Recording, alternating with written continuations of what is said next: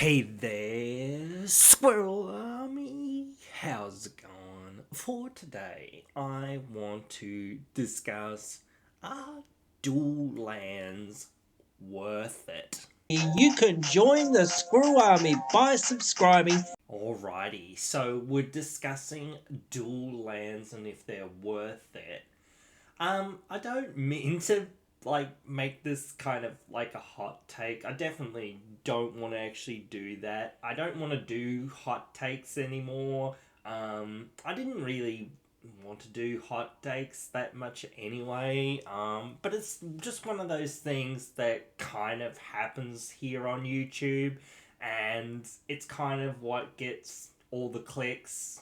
That whole clickbait issue that we kind of have here on YouTube for creators. It's just one of those things that we've kind of got to make these slightly controversial statements sometimes to get those eyes, get those views, and whatnot. It's not actually worth whole lot in the sentiments of Magic and that whole thing. I think hot takes are overrated, and I think it's one of those things that, I have my own opinions and whatnot of some cards in the format, and whether I'll play them or not. This could fall into that, but I'm trying to, I guess, get to the point of saying, I think a lot of people play, lots of dual lands in their commander decks. And I don't know whether they're that worth it sometimes. Like, there's certainly some that are really, really good and whatnot. But again, I see so many people cramming their decks with, like, heaps of dual lands, and then they kind of just like, especially with landfall decks and things like that, they suddenly will run out of fetchable basics or fetchable dual lands and things like that for their landfall strategies. So they'll just sort of peter out and that sort of thing. They'll have all these other lands in their deck, but they're not fetchable or whatever, so they can't really do anything with them, and they can't really, continue to put the foot on the gas, so to speak.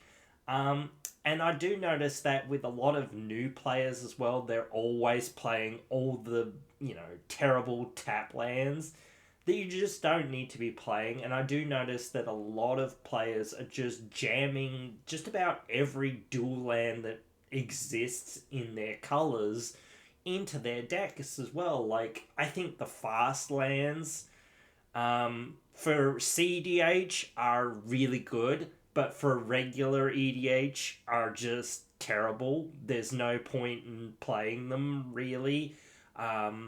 So, you know, there's no point really in having them in your deck. Like, there's certainly a bunch of lands that you could say, oh, well, they're not that bad or whatever. Like the pain lands, they're not that bad. But then again, the thing here is with the pain lands, like, there's no real other upside per se.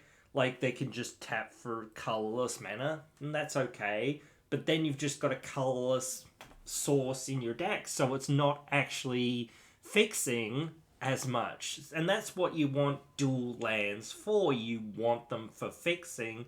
And yes, you can get that fixing with paying one life for those pain lands, or having a damage dealt to you from those pain lands. But they don't offer anything else. And you might say, well, land doesn't need to offer that much more. It just needs to be a land and tap for mana. That's all I want it for. Isn't it? Well, yeah, to a degree, I get that. Actually, I used to really like the slow lands as well, but I'm not a huge fan of them anymore. They do come in untapped in most games in regular EDH. In CDH, I guess they'd be really bad, like the opposite of fast lands, essentially, for our side of the format. But yeah, they used to be a card that I used to play quite a bit, because you're gonna go through the game for quite a while, and you're going to be getting those lands mostly untapped most of the time. The reveal lands, I used to like the reveal lands like in I'm about to say one or two color, but they're all two color. But maybe in 2 or 3 color decks, they're okay.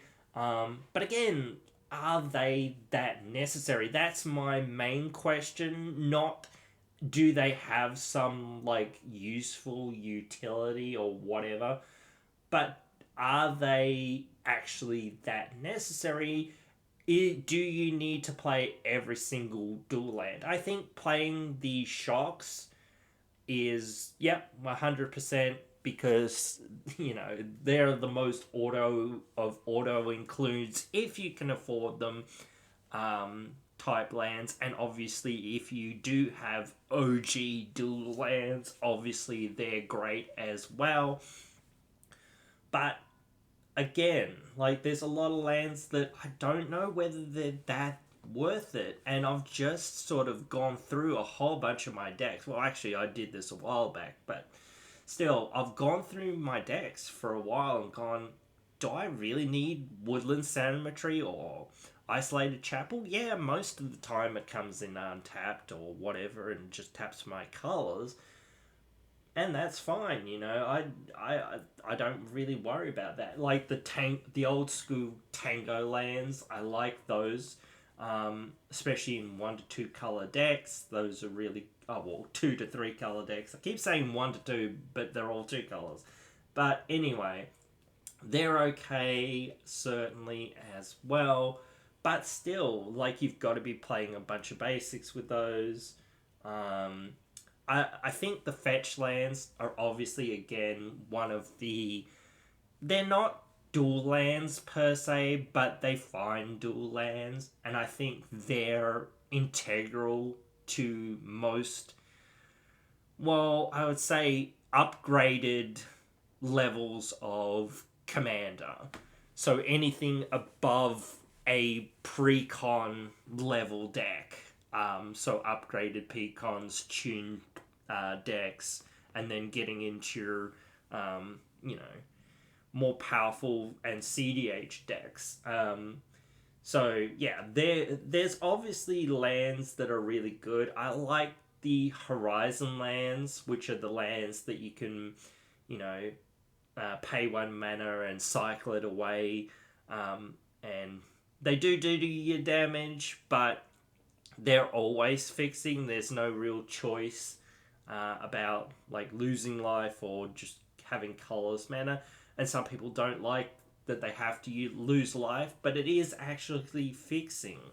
And later on, you can get rid of it for another card, or if you just top deck it, later in the game, you can just cycle it away. I don't mind some of the cycling lands in that regard, but I don't actually ever want to play the cycling lands in any of my decks. Even the tricolor cycling lands, I never want to play them. As there's only the other tapped tri lands as well, so I never seem to play tri lands in any deck because they're all enter tapped, and I'm always like, well, that'll put me too far behind in terms of turns, even with like if you're fetching and things like that.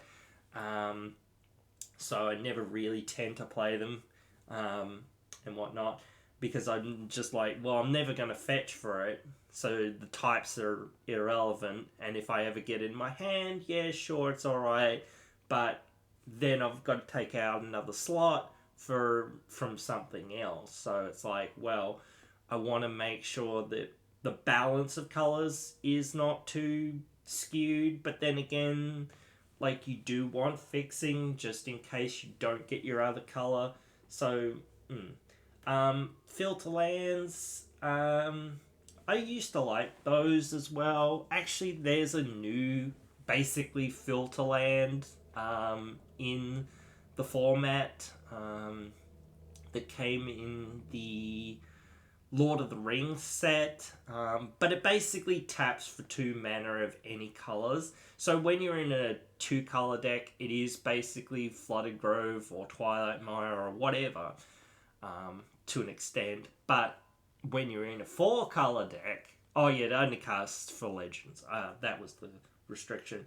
But yeah, um, yeah, in those 4-color decks, 5-color decks, that could be really, really useful because sometimes you never know what 2 colors you're needing or what you're missing, and it's often the colors that you're like really splashing for that you're going, shit, I really need this color. And instead of having, Twilight Mare and you being like, well, I actually really need, blue or red or whatever it is, and I can't get that off Twilight Mare. Well, this new card, I can't remember its name, the Great Hall something something, is pretty decent. So, yeah, it's one of those cards that, you know, I really like from that set. I might do a video about it actually. But still, like that offers a lot of fixing, and I think it's well worth it depending on what you're kind of doing. If you don't have a lot of legends, yeah, it might be a bit worse, but still. Um, I even think the Battle Bond lands are a bit overrated, honestly. I've stopped playing them. Like again, like I said in that, take advice with a pinch of salt. Yeah, you can take my advice with a pinch of salt. The other filter lands, the Odyssey filter lands, that you basically tap 1 mana and you get a signet style effect. They're not in all the colors, and that's another thing. They refuse to print so many cards that would be, especially lands, and Lion Cycles, that would be really useful for the format. And it's just like, cool, they don't exist, bro. Sorry. See you later, fam.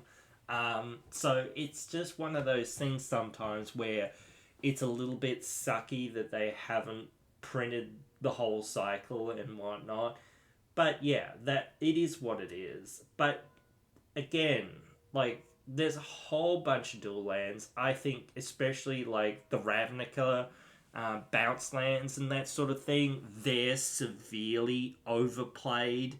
Like, if you've got some synergy or combo, or I think I said something about these lands being really bad before, but again, they're really, really, really bad. Like, unless you've got that combo or whatever with them, I wouldn't play them. And even if you've got that combo with them, or whatever it is, I still probably wouldn't even play them, because it's just one of those things that, unless you've got lots of tutors and unless you've got it all set up correctly and that sort of thing, you just draw it in your opening hand and then you have to discard something just to get your mana going, or you draw it, after someone's blown up the other piece or whatever, because you just like, well, I need blockers, or I need something, or I need to get these things out of my hand because somebody's gonna wheel or whatever, or I'm just gonna have to discard to hand size and this is the only thing I can play, or whatever. So, there's always little hurdles that come up in games. Nothing flows as seamlessly as what people seem to think things will flow through. Like, I don't want to say things will always go wrong, but you should expect not to have things go as smoothly as silk all the time. You should expect that, you have to do what you have to do at the time that you have to do it. That's sort of the thing. You have to play cards when you get the opportunity to play cards sometimes. Even if you go, oh, well, I don't have my Beast Whisperer, or I don't have this, or I don't have my card draw effects, or I don't really have much ramp, or whatever, or I don't have my combo piece. Oh, well, or I don't have a sack outlet, or I don't have a pinger, or I don't have this, or I don't have that, whatever it is. unless you were again playing 50 something tutors and all that sort of stuff. Yeah, and even then you can still like whiff on getting those things and be like, oh, okay. Wit. But still, it does happen. So it's just one of those things. The pathway lands, like the lands that you flip over to the other side, same thing. Effectively, they're almost a basic, effectively, because you only get the one side um, for the rest of the game, unless you somehow bounce it to your hand or whatever. I've talked. I don't think I've actually talked too much about the Scry lands, but they're horrible as well. Scrying one off is not worth the time to do if you have the 4 color or 5 color style decks and you are partly tribal or even 3 or 2 colors or even monocolor. I'd say that the one that scries whenever you cast a type is just way better. So at least you're caring about that because at least you'll get it throughout the game. Even though it enters tapped, I'm not a huge fan of tap lands. It has to be a very small hurdle for me to, want to play tap lands. For the most part, I don't play any of the just this card enters tapped lands at all. And I see too many people playing those cards for no real reason. I've seen people playing the campus lands, like the ones you enter tapped and then you can pay 4 mana to scry one. Like, what? like, uh, they're not that amazing. There's a whole bunch of lands that I just see out there in the format, like the sack draw, or the new sack draw lands anyway, which are 4 mana to sack and draw 2 card or draw a card. Yeah, no, I'm not paying 4 mana to sack a land to draw a card. I would only pay 1 mana, if that, to sack a land and draw a card, because at least that's an okay rate to a degree. Actually, I was thinking about the storage lands too. They can provide a huge burst of mana to a degree, but you've kind of got to store it up.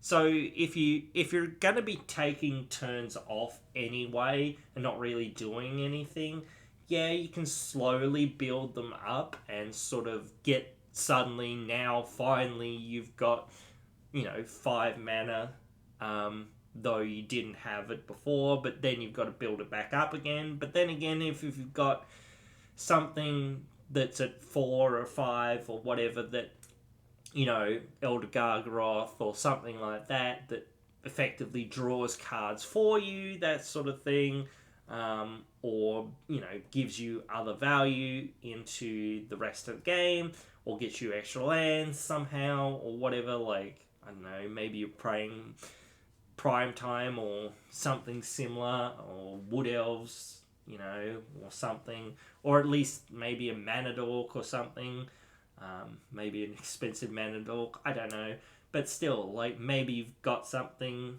on the curve there that you can put out finally and, get going along with the game. That's not that bad, but I do find that they're not that useful most of the time because it takes so long to kind of get anything out of them. They can be good if you're in a situation where you can't get past 2 or 3 mana, which is sometimes me. I'm just sitting there going, cool, I'm still stuck on 2 or 3 mana or whatever it is. And 3 or 4 turns later, 5 or 6 turns later, I'm still stuck there on like 3 or 4 mana or whatever it is. But that's the way it is sometimes. And having that card, if I happen to have it, is one of those things will be kind of useful. But after that, it's like, oh, okay, it's just a land that taps from colorless mana and maybe I can put counters on it. It's not worth putting counters on it, and unless you're in some sort of proliferate style deck, I don't think, or whatever. unless you are in that situation of going, cool, I just haven't got my third land, or haven't got my fourth land, or haven't got my fifth land in, 5 or 6 turns. But at that point, when you're going, man, I haven't got my fifth land in 2 or 3 turns, or whatever it is, the game's probably over in a turn or two. So, you know, you're probably just wasting your time. But yeah, it is one of those things you can do at least to try to give yourself the most odds, I guess. So it is okay in that circumstance, but any other circumstance, that's the thing. Like, all these lands, unless they're in the right circumstance, apart from like a couple that are just generically good, or just have an okay sort of effect, like the manlands, all the manlands, even the new ones. I think they kind of printed some new ones, um, as well, but even then, like, they're not very good. Even the new ones, you'd expect with like the power creep of Magic for them to be a bit better. Um, but yeah, nah, they're not that amazing. Even the old ones, I don't think any of them are that amazing. Like in Commander, like if you're playing a deck that cares about land creatures, then maybe, I don't know, but still, like, for the most part, I don't think they're that useful, and not worth the time to invest in. For the most part, yes, they can be a creature. I like Ink Moth, Blink Moth, they're a bit different, but like the two color ones, etc. I don't really see the value in them.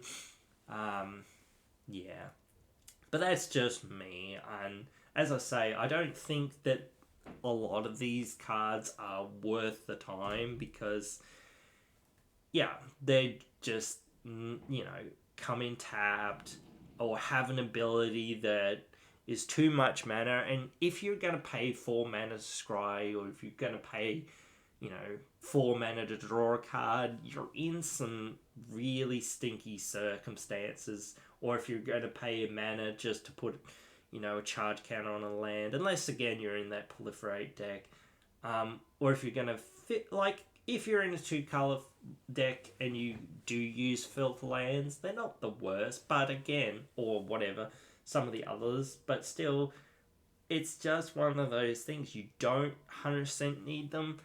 And yeah, I just don't see the point in really using them. I think people overuse them, a lot of lands, because they think that, you know, this is the format for dual lands. And certainly it's not to say that you shouldn't play dual lands or whatever, but just so many of them are just that clunky and don't really actually, in the end, doing anything. Like the Odyssey filter lands, like, and the same with the newer filter lands from, I think it's Innistrad or something, um, aren't that amazing. Basically, you've got another signet sort of in your land slot. And yes, if you've sort of stuck on colors, sometimes, like the Rugged Prairies, Cascade Bluffs can kind of do something. But so many times I just don't see them doing anything on the field because, like, again, like, they're best in like 2 color decks. If you're straining your mana that much from, in a 3 or 4 color or even 5 color deck from, quad black or whatever to quad white, then of course you're going to have problems. But I don't see people playing that many cards that are, 3 or 4 black and then 3 or 4 white or whatever. Because people know better than to play like these really off the kilter mana costs for the most part, because they know it's going to be troublesome to cast all these cards. That, or they just go, you know what, I'm going to put these, quad black or quad white cards in a mono white deck or a mono black deck or in a deck that's extremely heavy black, because it's gonna work out probably anyway for me because I'm already basically playing a mono black deck, so it doesn't really matter. But anyway, those are my thoughts. You guys can agree to disagree with me. I'm pretty sure people are gonna disagree, but just the perspective of saying you don't need to run all these lands. Like, you can be fine with running basics, yes, in 4 colors, 5 colors, etc. You do need more fixing, but you don't need to run like some of these cards, I don't think. I do wish they'd kind of print, more quote unquote rainbow lands or multicolor lands for 3 and 4 colors and 5 colors and things like that, because that would be very helpful for the format overall. I think dual lands are good in, or certain dual lands are good in 2 colors, 3 colors, but after you get to 4 and 5, at the point you get to 4 and 5 colors, they start becoming less and less good. But if you are sort of, in my 4 color deck, it's mostly red and white, and I'm splashing blue and black. So I was just like, well, I'll get all the dual lands that care about, white, red, and then, get the red and white ones that care about the other 2 colors, because again, those are the colors that are my splash colors for the most part. So, and I think either white or red was the most, so I was like, well, we'll lean as heavy white in the mana base as possible with the basics, so it should be okay, and then have the rest of the basics the lower end. Like, you don't really need anything else once you start, again, realizing how many mana pips of certain colors do I have, and just going, okay, well, I'm going to weight my deck to that so that I can actually cast my spells. And again, not going, well, I'm just going to play this quad blue spell and this quad black spell or whatever and YOLO it and just run all the dual lands and hope it works. But yeah, anyway, as I said, hope you've enjoyed. Hope you will join me again in the next one.